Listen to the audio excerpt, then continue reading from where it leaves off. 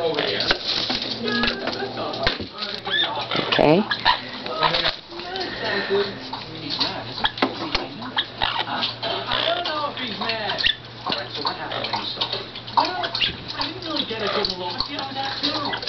So I don't know if I got a funeral hello or he was mad because he didn't get a big thank you.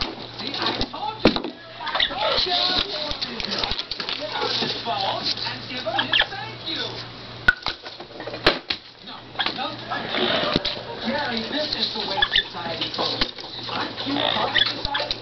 Because if you don't want to be a part of society, Jerry, why don't you just get in your car and move to the east side?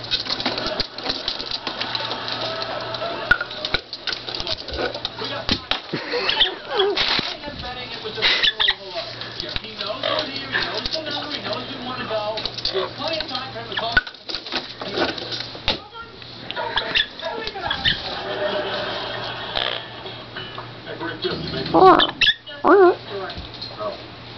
how come people don't have soup for dinner? Why can't they snack? Why can't it be a meal, you know?